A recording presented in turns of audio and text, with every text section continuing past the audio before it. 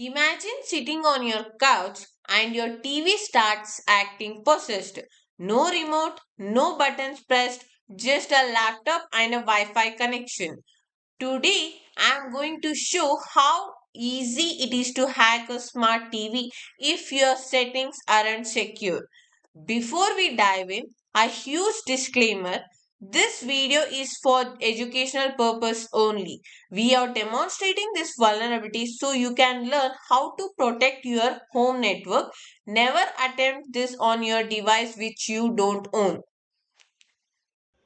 Most of the smart TVs run on Android. To make this work, an attacker needs two things. One is your network and another one is inside the device preference. Go to developer options and inside it make sure the USB debugging option is on. I'm jumping to my Kali Linux where the actual demonstration will be performed. So I am taking the help of ADB command tool to connect with my smart TV. So the command is as follows: ADB connect. I am giving the IP address of my Wi-Fi and the smart TV default port, which is 5555. So now I will press enter. Here you can see it is showing me failed to authenticate, but when you check your smart TV, it is asking us to allow USB debugging as OK or cancel.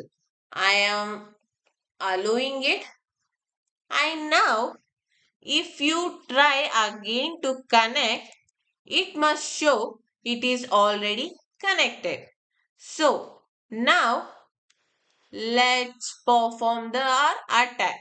The first command is I am trying to increase the volume of my TV. Now let's check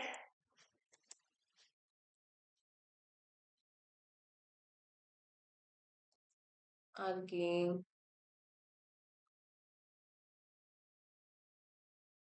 See, it is increasing, right? Cool. Next command is I am trying to browse techconquer.com in my smart TV. So I will just copy paste and enter. Now let's check in our smart TV.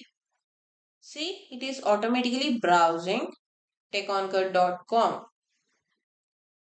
Cool. The command is working properly. The next thing, I want to reboot my smart TV. I will just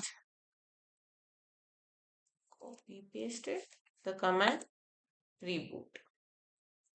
See, it has been offed automatically. So I will be giving you some more commands so you can try it on your own. Now let us look into ADB and how exactly it works. ADB stands for Android Debug Bridge. It is a command line tool which allows a computer to communicate directly with an Android based device. Think of it as a digital tunnel which bypasses the standard menu and remote control, giving you the direct access to the brain of the operating system. How ADB works. We can describe ADB as having a three distinct parts, which is client, server and a daemon. First is the client. This is a command prompt or a terminal window where you type your commands. At present, the client is my Kali Linux terminal. Next is the server. The server, its job is to manage the communication between your client and the connected device, which is between you, your laptop, as well as the smart TV. Next is the daemon, a small program which runs in the background of your smart TV. It stays asleep until you enable USB debugging, which was our first step, which tells it to start listening from the commands from the server. So here is how ADB works. First is our client, which is our laptop, and next the messenger, which we can assume as a server.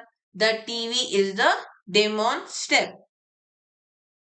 So, best practices. How can we stay protected from this attack is don't leave the bridge open. Turn off your USB debugging, which was our first step. And second is watch your Wi-Fi activity regularly and reset the password regularly. So don't use the default passwords which has been provided by your ISP, so reset it regularly. And next is check for wireless debugging. What is this wireless debugging?